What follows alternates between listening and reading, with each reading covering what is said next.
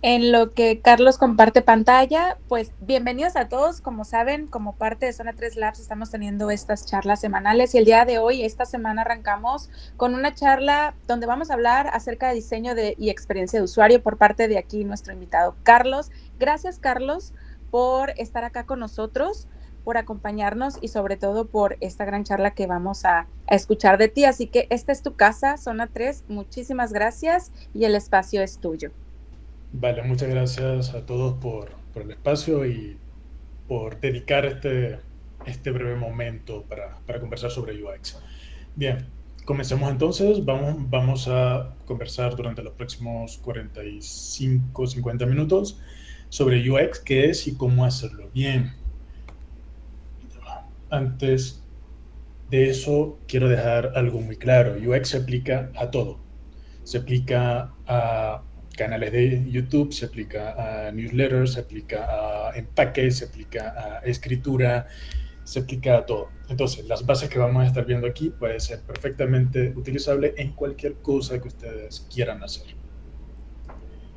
Estoy seguro que muchas veces, si han indagado un poco sobre UX, pueden existir personas que le hayan hablado sobre User Journey, que hay que comenzar por un User Journey. En parte es cierto, pero antes de hacer un journey, hay que entender cuál es el problema que nosotros queremos solucionar. Y este problema no es quiero 50,000 suscriptores, quiero X cantidad en ventas, quiero X cantidad de likes. Un problema es el 18% de los usuarios pasan el proceso de verificación de identidad. Otro problema un poco más grave puede ser los usuarios no entienden nuestro producto.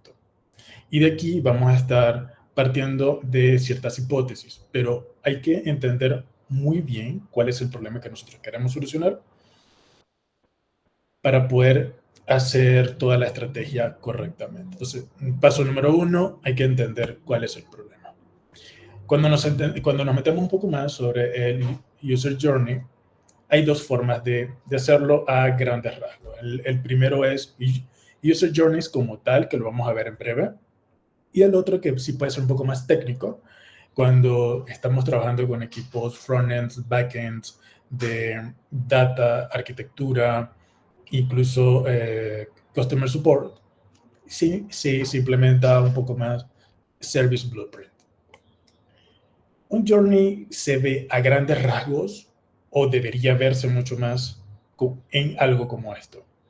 Esto es a baja fidelidad en el que no estamos involucrando interfaces, no estamos involucrando alertas o correos electrónicos, simplemente estamos aquí viendo qué pasa en qué momento o qué detona qué acción.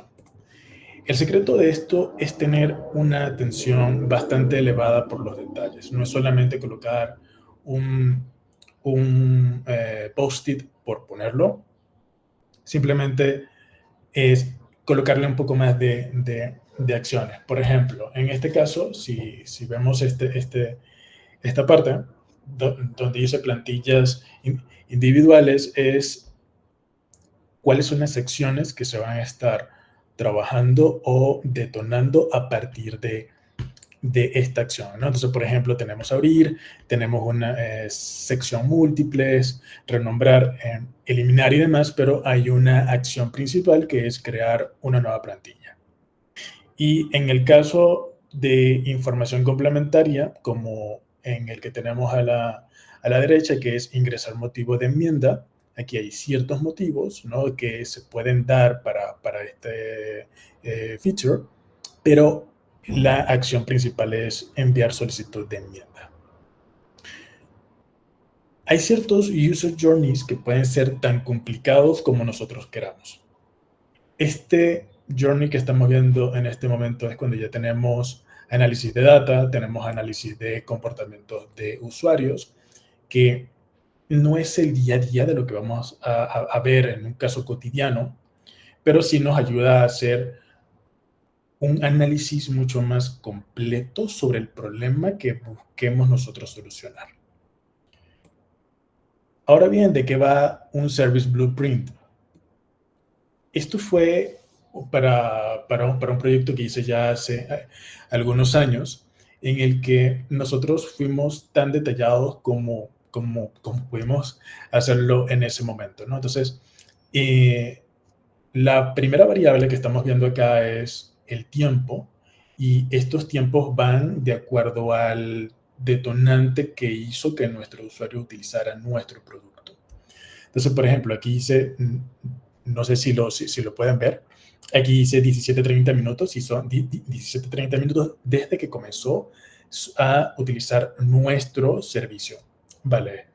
Entonces, cuando nosotros mapeamos todo esto, que esto es puntos de contactos con el usuario, esto es lo que estamos esperando que suceda entre el usuario y nuestro producto.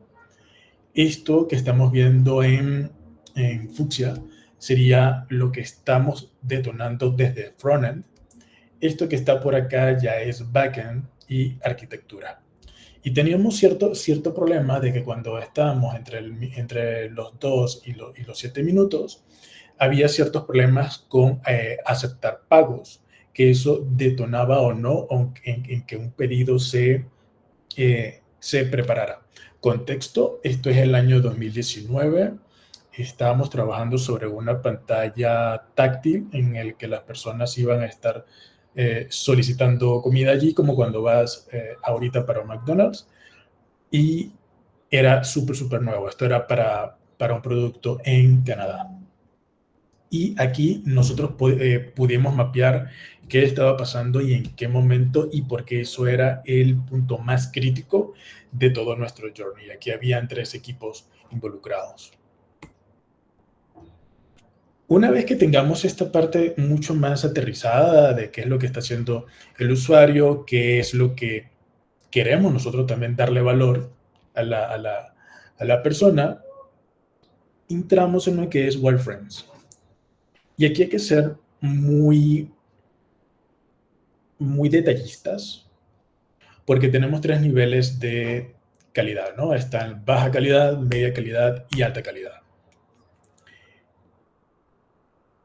Cuando hablamos de baja calidad, es algo como esto que estamos viendo en pantalla. Esto fue algo que estaba trabajando en pandemia, creo que se ubiquen en junio 2020 más o menos. Y yo tenía un grupo de amigos con los que tratábamos todas las mañanas, y luego durante la pandemia, pues cada quien se fue para sus tierras, y perdimos un poco ese hábito de trotar juntos. Y hay un amigo que me llama una mañana y empieza a contarme de la idea de qué pasa si todos tenemos Apple Watch y queremos correr juntos, pero podemos configurar, no sé, X cantidad de kilómetros, ponle tú 2, 3 kilómetros, y cada quien lo corre en la geografía en la que se encuentre. Y él iba hablando conmigo y yo iba con papel y lápiz aterrizando un poco las ideas. Para todos los problemas que ustedes busquen resolver, lo que más les aconsejo es tener papel y lápiz. Algo tan sencillo y tan elemental como esto le puede ayudar muchísimo a no tener sesgos cuando están entendiendo el problema. Esto que estamos viendo fue cuando dibujo esta sección, es simulando un poco lo que es Apple Watch, y esto es, esto sería un Apple Watch o un Strava, que son dispositivos para runners. Y esto que estamos viendo acá era un poco más abstracta la idea de lo que se estaría viendo una vez que se esté configurando o finalizada la carrera en un teléfono.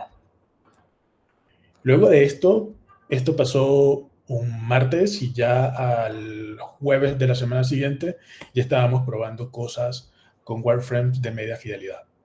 Y esto era este amigo, yo y un dev. Estábamos armándolo un poco para ver qué era lo que estaba sucediendo. Entonces esto podría ser considerado un wireframe de una media fidelidad, pero también medio MVP, es decir, esto era como un Frankenstein que estábamos armando. Y se estaba viendo de esta manera. El punto siguiente es cuando, a ver, ¿en qué momento entonces se dan los de alta fidelidad? Los de alta fidelidad suelen ser un poquito más tricky porque son súper provechosos cuando tienes cierto nivel en el equipo y hay un design system. Hay un sistema de diseño, hay algo de procesos ya establecidos en los que puedes echar mano de, tengo un problema, lo aterrizo en papel, pero tengo ya todo tan en componentes que puedo arrastrar y pegar.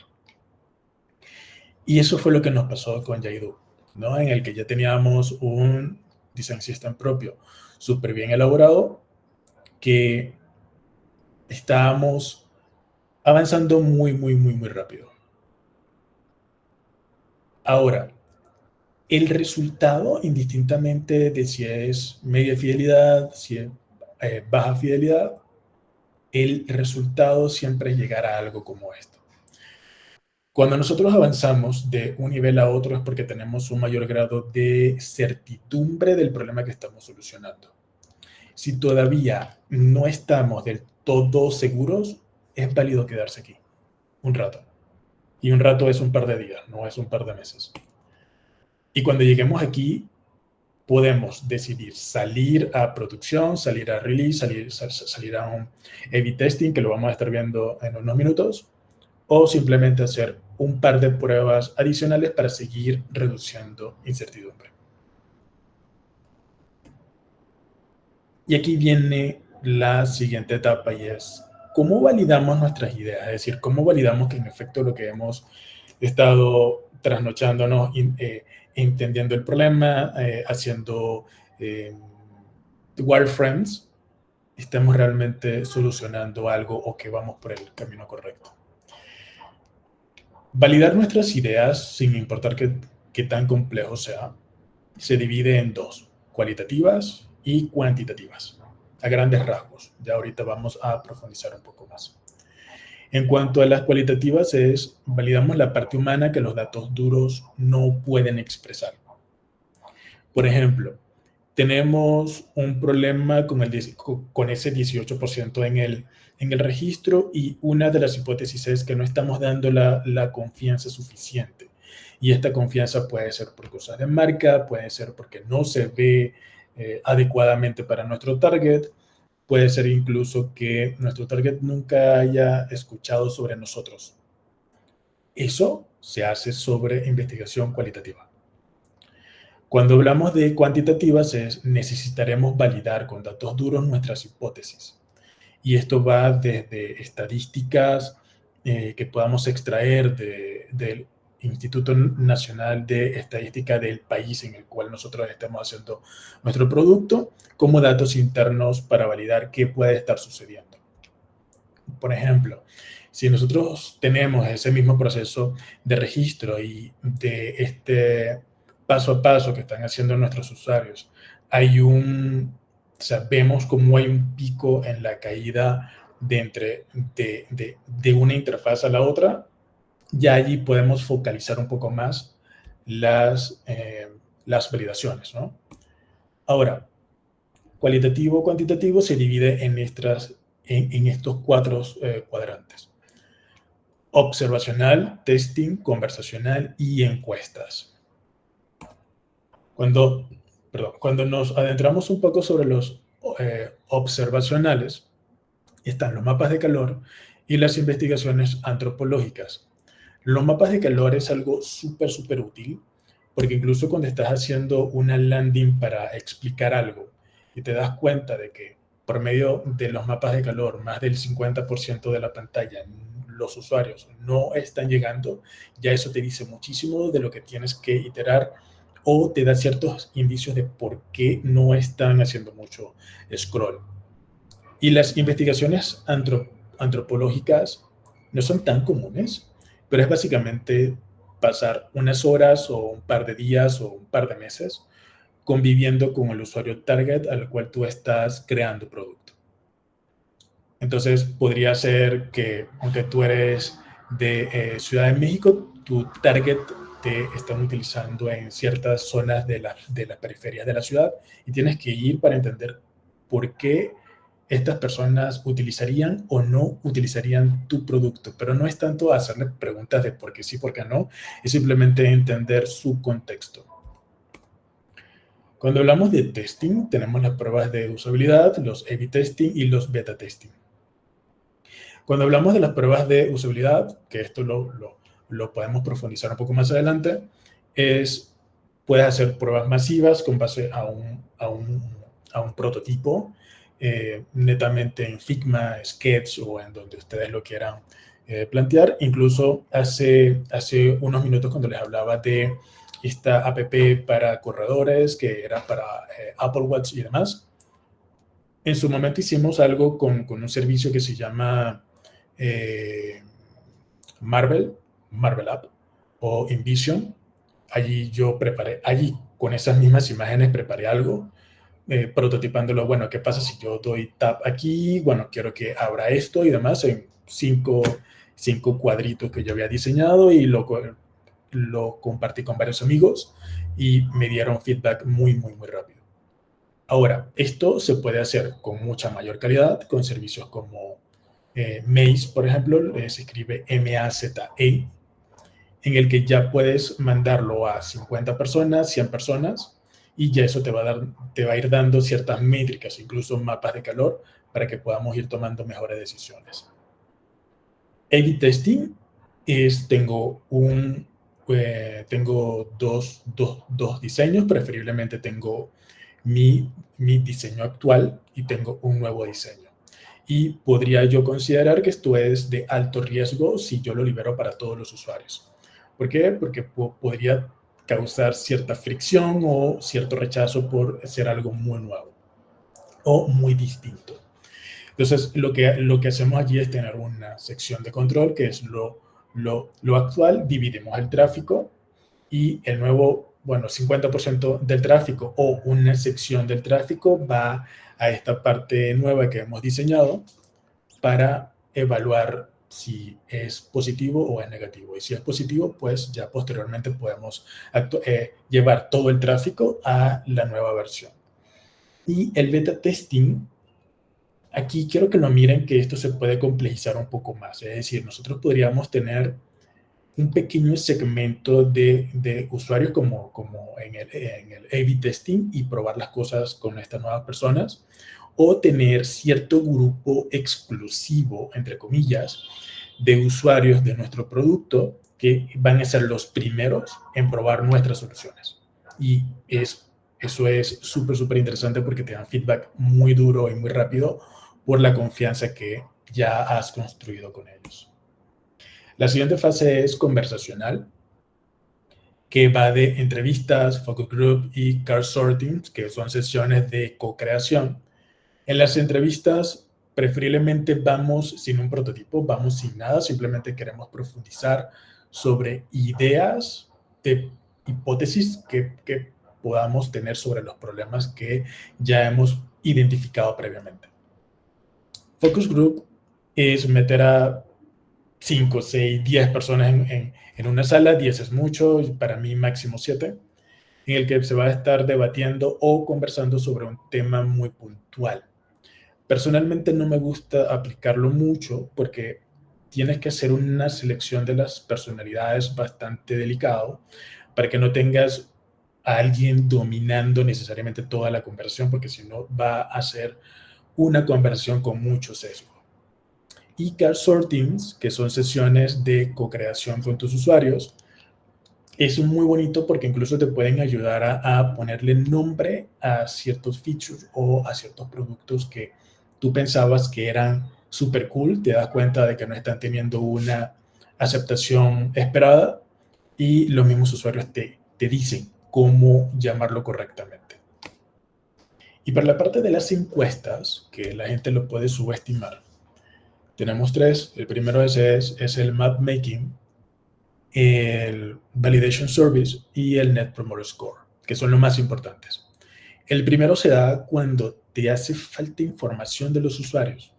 Por ejemplo, imagínate de que estás haciendo una app financiera, pero desconoces el salario promedio de tus usuarios que tienen cuenta contigo. cuenta de ahorro, cuenta de inversión, cuenta de cheques.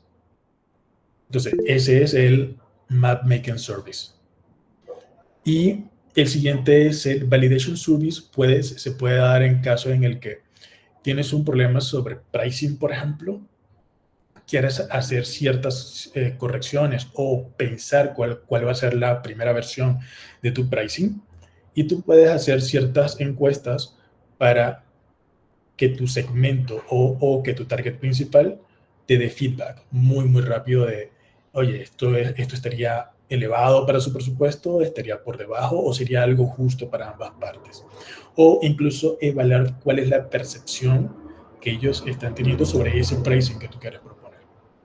Y el Net Promoter Score son encuestas que se hacen bien sea trimestrales, bien sea mensuales o escondidas dentro de tu journey, en el que, por ejemplo, si eres alguien que hace delivery, no le vas a preguntar al mes cómo fue con tu servicio. Tal vez lo que más te convenga es que 12 horas, 6 horas o de acuerdo a lo que tú consideres necesario, una vez que la persona recibe el producto, preguntarle a la hora o a las 3 horas, hey, ¿qué tal te fue con este delivery que acabas de recibir?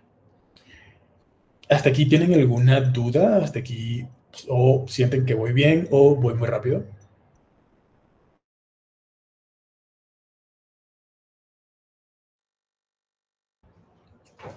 Bien, continuamos.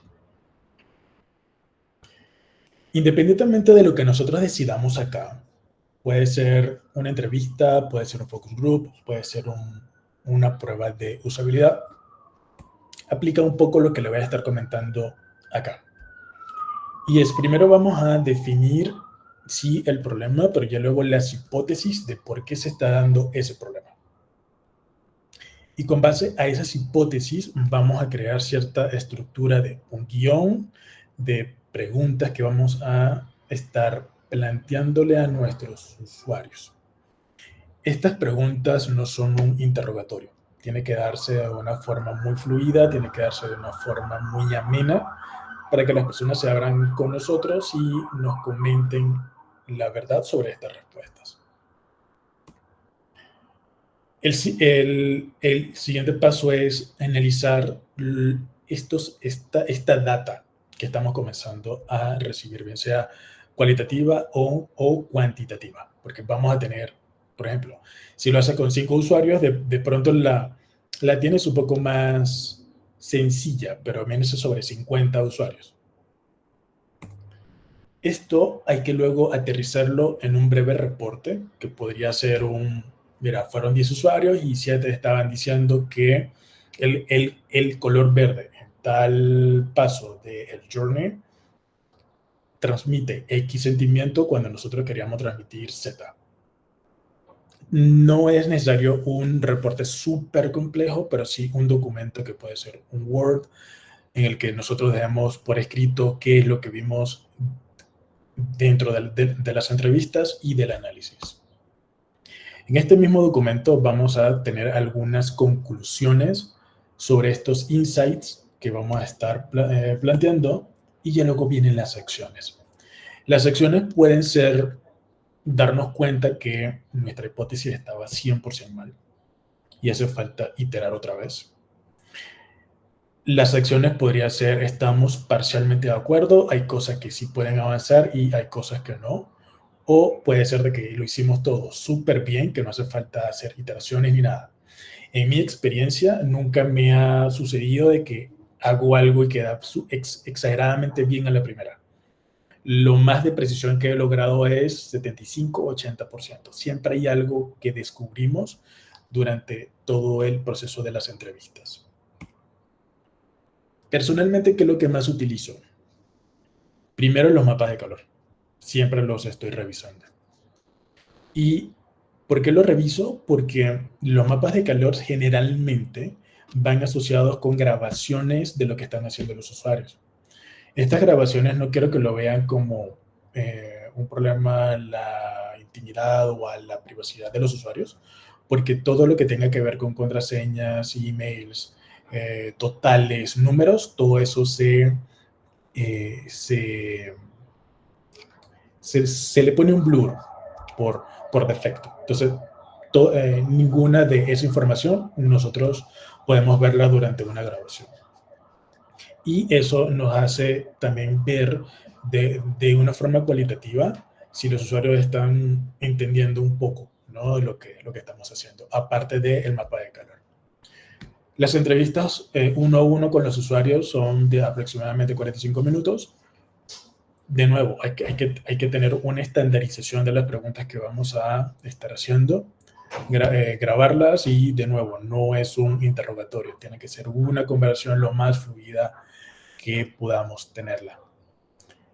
Hay otro que tiene que ver con análisis de data, que no sé si recuerdan, ya hace unos minutos que les hablaba de un journey que era como una araña, que se desprendían cosas, y patrones conductuales. Sobre los patrones conductuales ya es estadística, ya son números un poco más duros, en el que, por ejemplo, lo que hagan un gobierno sobre la tasa de interés me puede afectar mi producto de hipotecas, por ejemplo.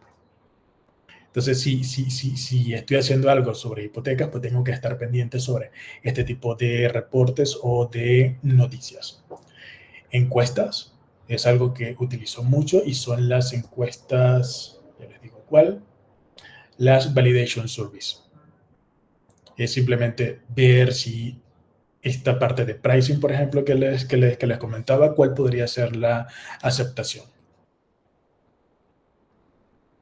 A/B testing, todas las semanas, todos los sprints estoy trabajando A/B testing, y uno que dejé para esta parte un poco apartado, porque personalmente siento que Mago de Oz entra en varias categorías, pero Mago de Oz es básicamente, imagínense de que ustedes tienen un MVP que están diseñando sobre delivery, ¿no? Van a entregar zapatos, por ejemplo, ¿no?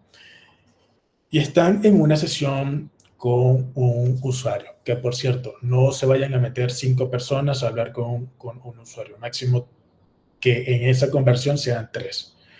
Alguien que conduzca, alguien que haga notas o que esté grabando la sesión, y obviamente nuestra entrevistada.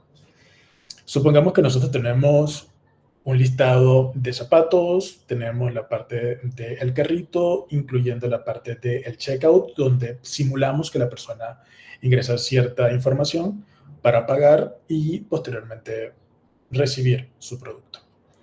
Entonces, si es online o estamos en un espacio donde hay 2 computadoras, por ejemplo, mientras una persona está guiando, la otra persona va simulando cosas que podrían ayudarnos a que nuestro usuario perciba que está todo programado, que no es un prototipo basado en imágenes, por ejemplo.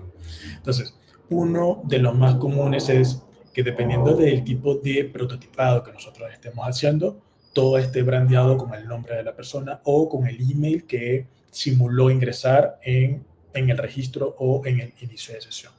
Cuando la persona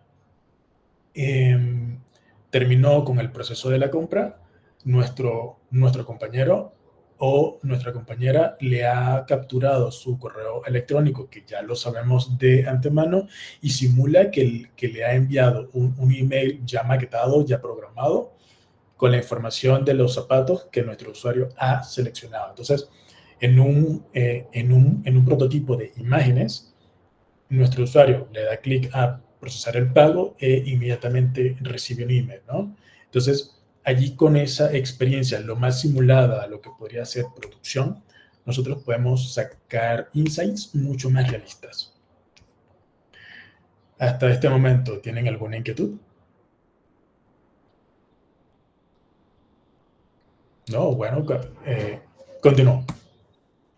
Al final, luego de tantos procesos, nos vamos a ver como en esta imagen, que dice: hola a todos, aquí está mi diseño, pero es algo muy chiquito, pero todo esto ha llevado un montón de procesos y de iteraciones por detrás.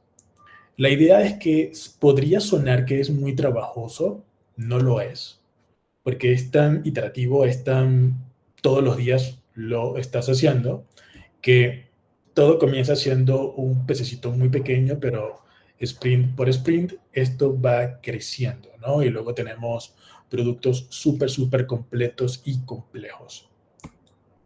En resumen, el primer paso es entender el problema. Pase lo que pase, comiencen preguntándose cuál es el problema que estoy solucionando. Lo segundo que le sigue es un user journey, algo que se entienda. Este journey que les comentaba hace un rato, que era básicamente simulando post-it, podrían ser interfaces. Podría ser interfaces con mapas de calor. Podría ser interfaces con números de retención de los usuarios.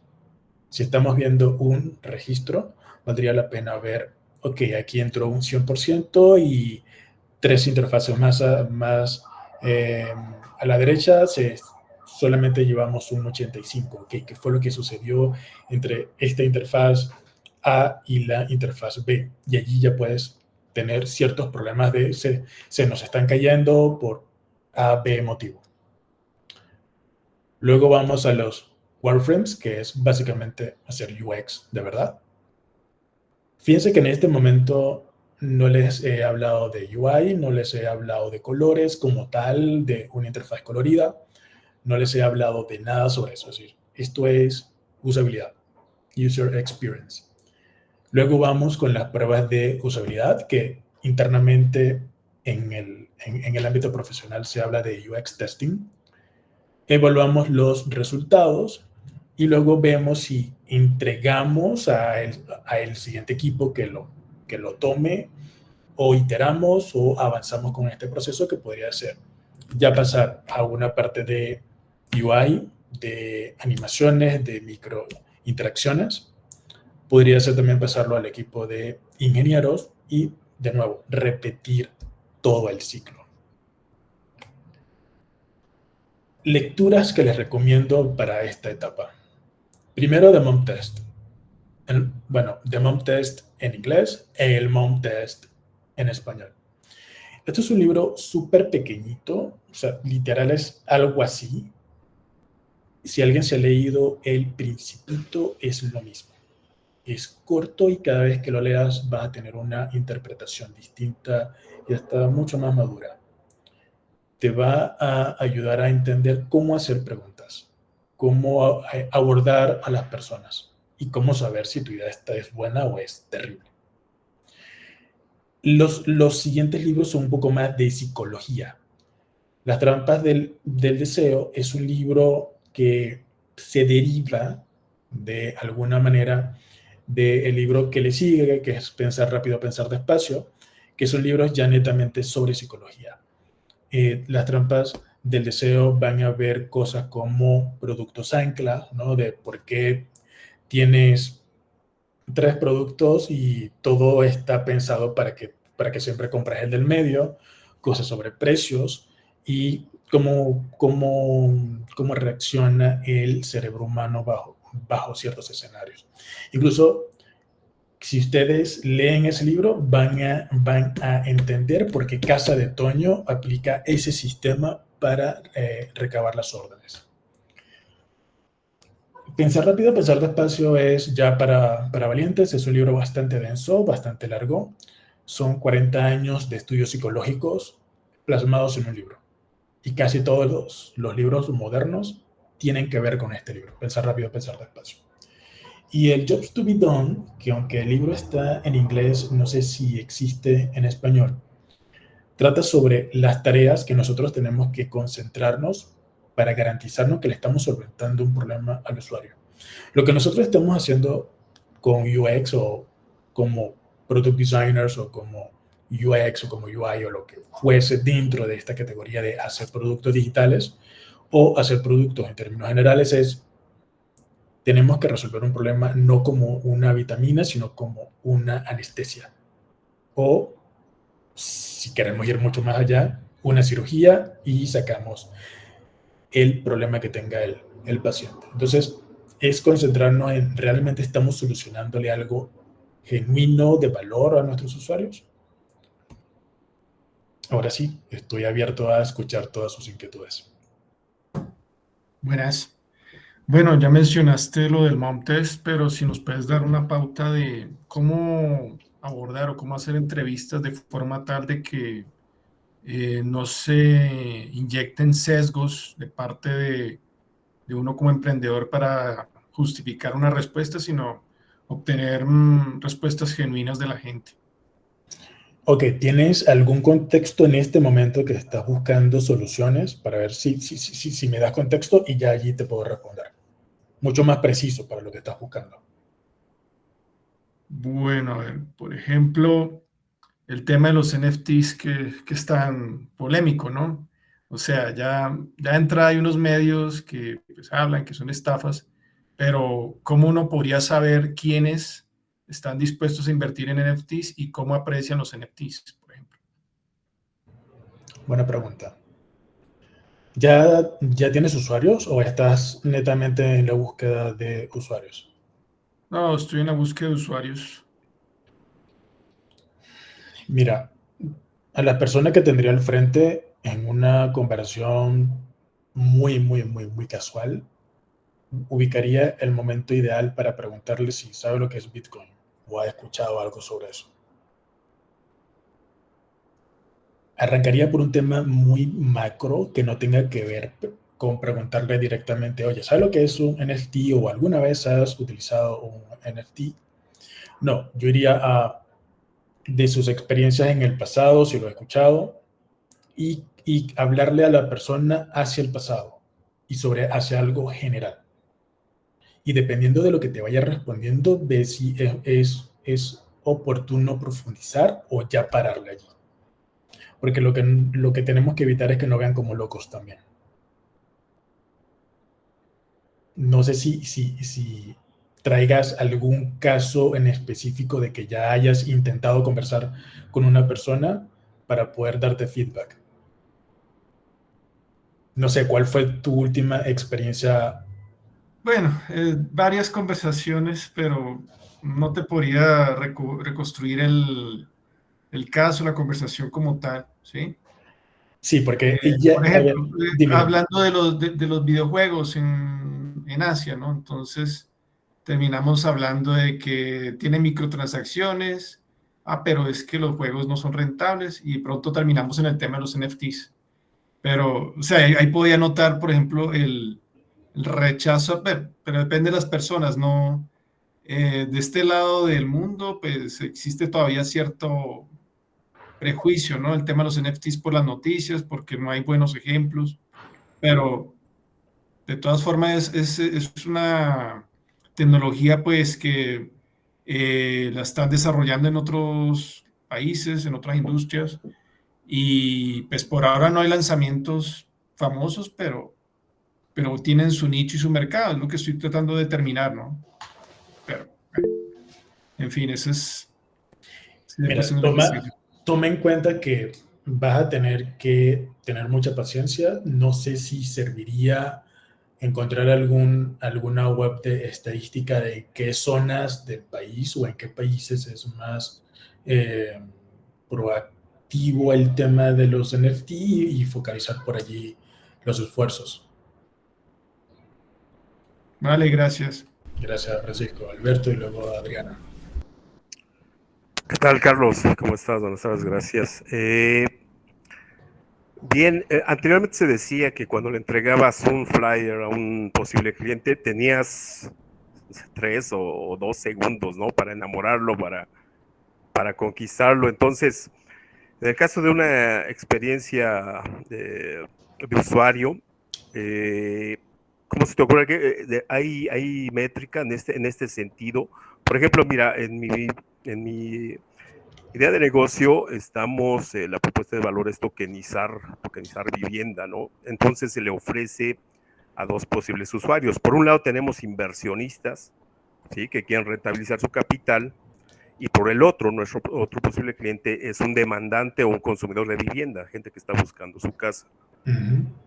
Entonces, en nuestro modelo de negocio convergen en cierto punto ambos, pero ¿cómo no perderlos o cómo no en ese tracking que hacen del recorrido del mouse y cómo no perder ni a uno ni a otro, sino tal vez con una frase llamarle la atención de los dos o tengo por ahí ese dilema, ¿no? Yo no sé si darle prioridad a los inversionistas o a los adquirientes de vivienda.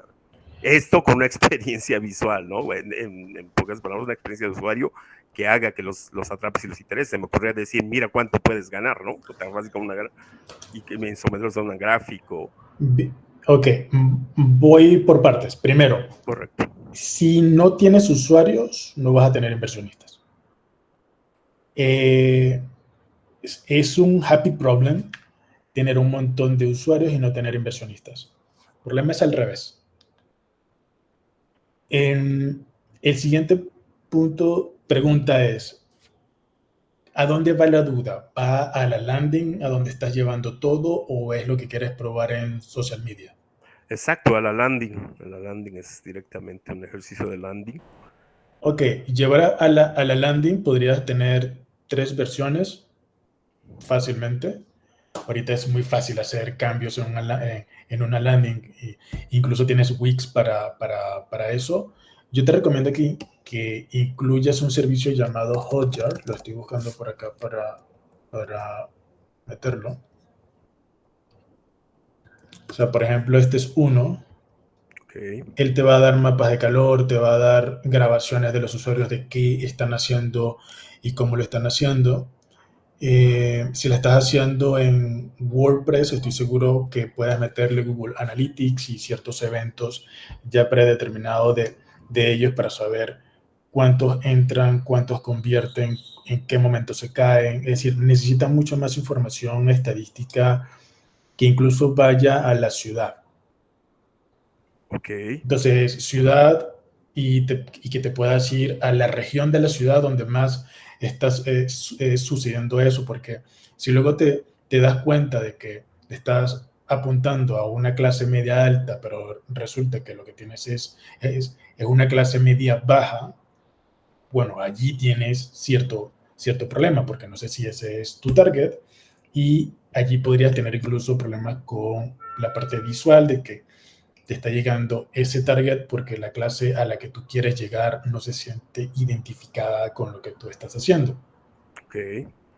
Es lo que buscaría hacer y buscaría mezclarlo un poco con Facebook, con Pixel de Facebook y evaluar qué métricas también te pueden dar a ellos. Al final, no te quedes con una sola fuente de la verdad, quédate con la mayor cantidad de métricas que puedas recabar, pero es lo que te puedo decir en este momento con lo poco que me has comentado. Gracias. Y desde tu punto de vista, ¿cómo se puede generar? Porque viene ese paso donde la gente tiene que comenzar a soltar en su registro, pues, datos importantes, ¿no? Datos muy importantes de su nombre, quizás hasta registrar una credencial de identificación muy importante, o pasaporte. ¿Cómo genera esa confianza? ¿Es visual o es más bien? Es una mezcla. Ajá. Es una mezcla. Mira, hace unos años, porque incluso me estoy dando cuenta que no me presenté. Voy a hacer una presentación aquí súper rápida para todos. Me llamo Carlos Pérez, pero todo el mundo en el ambiente, en el ecosistema me llama Comandos. Soy consultor de estrategia y asesor senior de diseño de productos digitales, principalmente para empresas de Y Combinator, 500 y gobiernos. Y he colaborado recientemente con Story, pero sigo asesorando a Jaidu, Truora, Rebata tus cuentas y un pool de empresas más. Con Rebata tus cuentas, Alberto, lo que me pasó fue que tuvimos ese mismo problema hace unos 6 años en Perú. Estoy buscando aquí el website para compartirlo. Se lo comparto por acá. Y lo que mejor nos funcionó a nosotros, claro, con developers, fue trabajar una especie de chatbot en el que paso a paso, además vamos a hacerlo aquí. rápidamente. Si tú le das clic aquí a solicitar crédito, cuando yo tomé esto era un WordPress y literal eran 60 preguntas que se le hacía para poder dar un crédito. Entonces, aquí la persona solamente tiene que ir dando clic. Y fíjate cómo incluso hay validaciones de lo máximo que nosotros podemos permitir. Esto nos incrementó casi un 200% la conversión del lead. Vas a tener que probar qué es lo que más puede funcionar para tu usuario. Excelente. Bien, bien. Excelente ejemplo. Te agradezco. Vale. ¿Hay alguna duda, Alberto? ¿Alguna duda adicional? De momento no. No sé si mis compañeros tienen dudas Bueno, sí. adicionales, mientras se me ocurre Adriana. alguna otra. Gracias. Adriana, Hola, ¿estás Adriana, en mute? ¿tienes alguna duda? Hola, ¿cómo estás? Y qué pena que no te escuché. Sí, tengo una inquietud y es que nosotros que nos estamos enfrentando a desarrollar o a enfrentarnos a la Web3, tenemos dos retos, digamos que siempre van a estar. Y uno es los modelos de negocio que sencillamente nacen a raíz de lo que nos ofrece la misma tecnología que nos da esa bondad, ¿sí? Y lo otro es que precisamente la experiencia de usuario o para ya llevarle a usuario final el manejo como tal del producto, muchas veces la tecnología nos cuesta, ¿sí? Cuesta llevar al usuario hacer uso como tal de ella frente a lo que nos ofrece como tal la tecnología. Entonces, modelo de negocio y digamos que lo juntamos allí con la tecnología. Entonces, dado a eso, yo quisiera preguntarte es,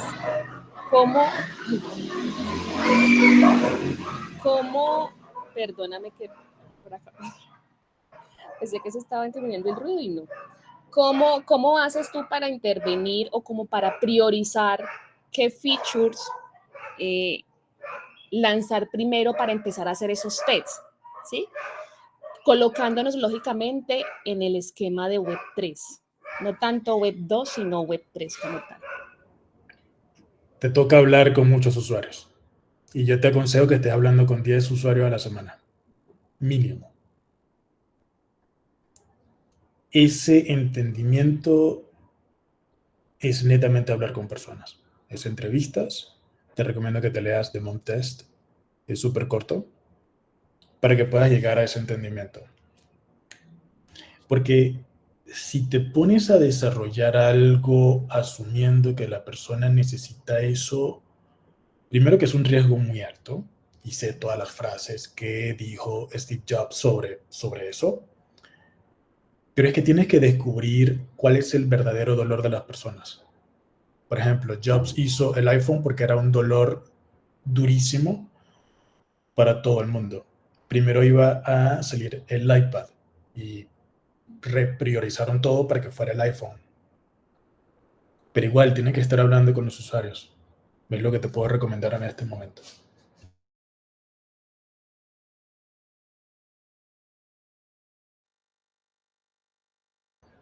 Adriana, no sé si pude responder tu pregunta o si tienes otra pregunta. Bueno, sí, digamos que las conversaciones con los usuarios están. ¿Cómo tú harías, digamos que a raíz de esas conversaciones y ya de identificar unos insights como tal, a raíz de esas conversaciones? O sea, ¿cómo podrías hacer tú para colocar o mirar entre la tecnología y esa priorización de esas necesidades puntuales? Mientras más hables con tus usuarios, y esto aplica para Web 2, Web 3 y cosas offline, mientras más hables con los usuarios te vas a dar cuenta que se empieza a crear un patrón. Incluso si el problema es tan severo, a la cuarta persona ya tú tienes súper confirmado cuál es el problema. A la cuarta. Si no es tan claro, puedes llegar a 7 personas, ¿no? Para tomar una decisión un poco más acertada. Pero es que de nuevo, habla con 10 usuarios en una semana y te vas a dar cuenta de que ya después de la 7ª persona ya hay un patrón. Y si creas ese hábito, ya entonces para la semana número 2 vas a poder tener algún wireframe y probarlo con la persona. A ver, lo que te digo no es solamente para Web 2. He hecho cosas para cripto y he hecho cosas basadas 100% en lo que es USDT. Tengo un amigo al que le colaboro, que hacemos préstamos hipotecarios basados en cripto. Y es lo mismo, es hablar con personas. Pero sí, crea el hábito.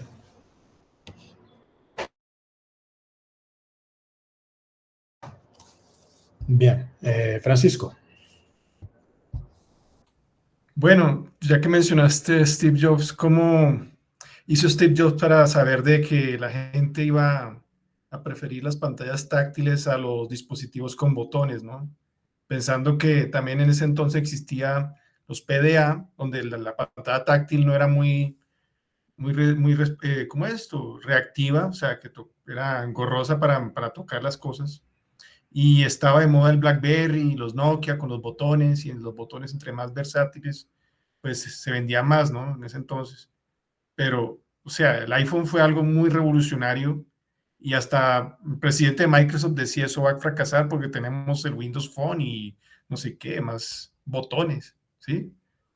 Y bueno, mercado pues supo elegir, pero ¿cómo hizo Steve Jobs para anticiparse a ese evento y con un invento tan disruptivo, ¿no? Como, o sea, esto también aplicaría a Web3, ¿no? Que la gente no usa Web3 en su vida diaria, entonces ¿cómo uno puede saber qué es lo que necesitan, ¿no? Hasta que uno lo inventa. Mira, todo parte por el problema. Todos tenían un problema de que odiaban el teclado físico. Y también tenían un problema por los costos que todo esto tenía. Y fue una hipótesis de Apple para solucionar el problema. Es decir, Apple tuvo la suerte de que la hipótesis salió bien. Es lo que te puedo decir.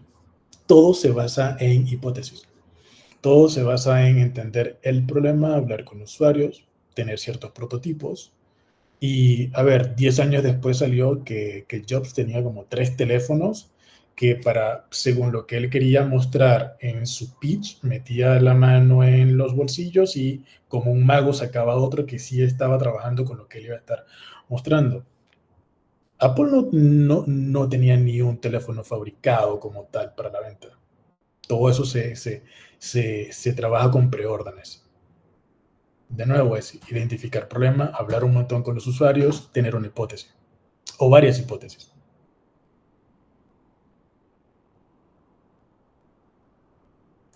Alberto. Sí, gracias, Carlos. Desde tu experiencia, la implementación de estrategias de gamificación, ¿qué tanto ayudan o son importantes para el cierre de posibles clientes? Son muy importantes. Te lo digo. Las implementaría sí o sí, ¿no? O sea, como estrategia de... A ver, la implementaría si mi producto está ya resolviendo un problema. Si ya ves que hay tracción, sí haría gamificación. Si no, ¿sobre qué base vas a hacer la gamificación? Que de nuevo puede ser gamificación, puede ser un product tour, como cuando te abres una cuenta y te dicen ahora haz esto y luego haz lo siguiente y tienes una lista de cosas para que tu cuenta esté completa, que también cae un poco en lo que es gamificación. Pero si no tienes un problema ya solucionándolo y que tus clientes te estén pagando por eso, no le veo gamificación. Pero en sí no el mismo proceso de gamificación ayudaría a incrementar el número de usuarios. Depende mucho de tu contexto. Porque, por ejemplo, lo que te mostré hace unos minutos no era gamificación. Estamos haciendo súper fácil el recabar la información que a nosotros nos interesa de los usuarios. Correcto. Podría sentirse como una gamificación, pero no lo es. Bien. A ver, la gamificación es la promesa de valor. Te vamos a dar créditos hipotecarios preaprobados si nos das esto en 1 minuto y medio. Exacto. Pero no es gamificación. Gamificación es otra cosa. Ya eso, ya de lo que estamos hablando aquí es time to value, ya es percepción del valor de lo que tú le estás dando a la persona. Ok, por ejemplo, si en un ejercicio ya generando tokens, ¿sí? Si por tanto número de security tokens que adquieres a su vez tantos utility tokens, ¿esto reforzaría en un momento dado? Podría, pero de nuevo tienes que verlo en un breve experimento con tu usuario, ver si esto crea intencionalidad y ya allí lo sacas. A ver, puedes probarlo muy chiquito.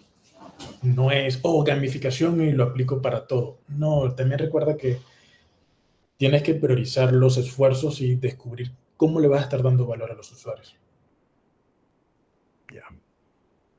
Bien, creo que fue Alexandra y luego Francisco.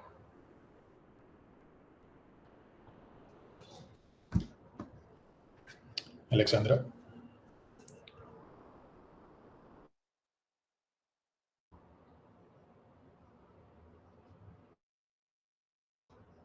Alexandra, ¿estás por acá?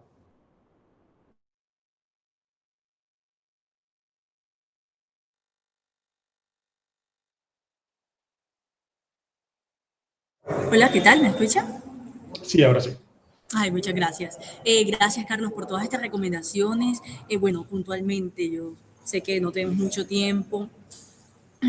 Yo vengo tratando de organizar todas las ideas desde el semestre pasado. Digamos que empecé por un lado y pues ya luego tomé otro camino gracias a como a ciertas entrevistas que he desarrollado, que he organizado y pues siempre enfocándome mucho en el problema. Ha sido todo un desafío, pero bueno, considero que enfocarme en el problema es lo que ha hecho que yo pueda como que no casarme con ninguna idea y tampoco con ningún paradigma, sobre todo por la ciudad donde yo me encuentro. Yo me encuentro en Santa Marta, Colombia, es una ciudad pequeña, pero digamos que como entiendo las necesidades de estos usuarios, entonces sé que puedo vender mejor mientras más me pueda entrenar con ustedes. Es muy importante para mí, Carlos, saber cuál es tu percepción acerca de lo que te voy a decir. En este caso en particular, yo tengo contacto directo con uno de mis usuarios. Se podría decir que yo tengo dos tipos de usuarios. Tengo unos usuarios de tipo Centennials, que son, bueno, yo soy profe, entonces ellos son pues mis estudiantes, con ellos tengo contacto desde hace mucho tiempo y recientemente he estado haciendo como unos pequeños grupos focales, conversaciones que son mis preferidas, pues conversaciones más de co-creación, en fin. De hecho, hoy a las 2 de la tarde en la clase de negociación hice como un pequeño texting sin hablarles de blockchain, sino que la clase va más dirigida a negociación. En fin. ¿Qué pasa? Por ese lado de sus usuarios no tengo inconvenientes, estoy en constante comunicación con ellos, prácticamente todos los días y tengo una comunidad en Instagram con quien a ellos los tengo muy compenetrados. Pero mis otros usuarios son empresas. Estas empresas, digamos que en particular yo desde hace 14 años vendo servicios para empresas, entonces, pero esto es algo nuevo, ¿bien? Esto es algo nuevo para mí. Yo hace 1 año y medio fue que entré a todo este rollo de blockchain. Tampoco soy desarrolladora de bases, soy financiera y científica de datos. Entonces, ¿cuál es tu recomendación acerca de lo siguiente? Yo tenía pensado hacer esto que usted mencionó, de Mago de Oz. Yo no sabía que esto se llamaba Mago de Oz, me acabo de enterar. En mi mente yo me lo inventé, o sea, yo no me lo inventé, perdón, o sea, ya veo que existe, entonces yo pensé como, listo, yo me voy a presentar a las empresas, voy a ir con algo que no está hecho ni construido, bueno, creo que también lo vi como una película una vez. No está hecho, no está construido. Yo voy a ir a mostrarles, les voy a ir a mostrar los pantallazos. Yo les voy a mostrar al mismo tiempo que yo voy iterando mi MVP, que es un proceso continuo y voy entendiendo qué es lo que ellos necesitan. También voy escuchando que de pronto no sea exactamente lo que yo estoy ofreciendo, pero entonces pues yo se los puedo vender. Entonces, como para tener ese servicio alterno de escuchar una necesidad de las empresas que estoy visitando, tengo acá un foco de que necesito identificar que es mi MVP y voy cambiando, voy mejorando. Bueno, yo no soy UX ni UI, entonces tengo que también buscar una persona para cuando eso sea necesario. Pero al mismo tiempo yo voy encontrando necesidades y voy tratando pues de venderle esos servicios. Digamos, mi personalidad es muy ambiciosa, pero yo no sé si eso usted en su experiencia lo considera como posible. ¿Qué tal es también a mis compañeros? Lo veo posible, creo que te hace falta algún co-founder o un aliado tecnológico para hacer la prueba un poco más rápido. Si estás tú sola, va a ser bastante difícil, más aún si no tienes un perfil técnico. Lo del Mago de Oz funciona mucho.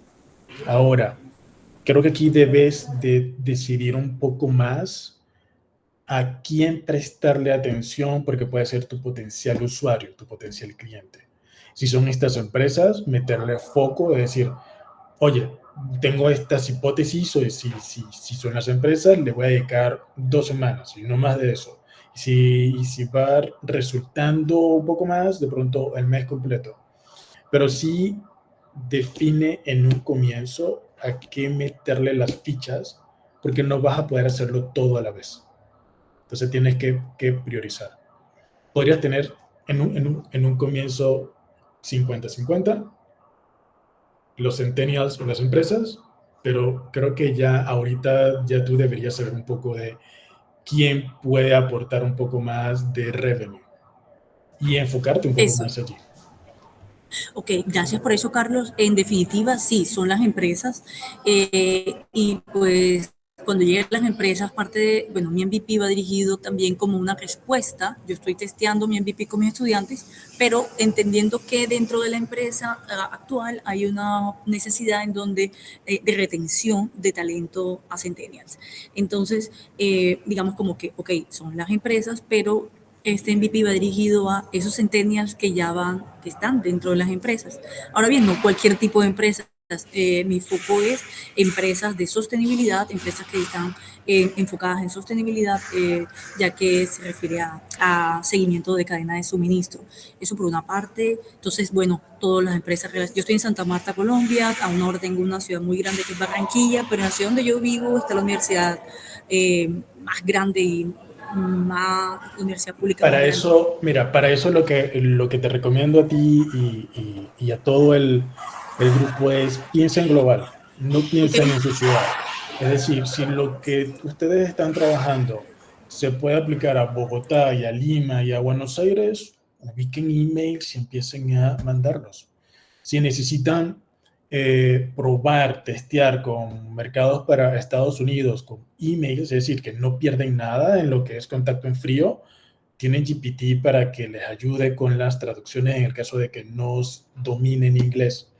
Entonces, sí está bien que saltes de Santa Marta a la siguiente ciudad, pero piensa en grande, porque el mismo esfuerzo que le vas a meter a algo chiquito va a ser el mismo esfuerzo con la misma cantidad de horas al día para algo grande.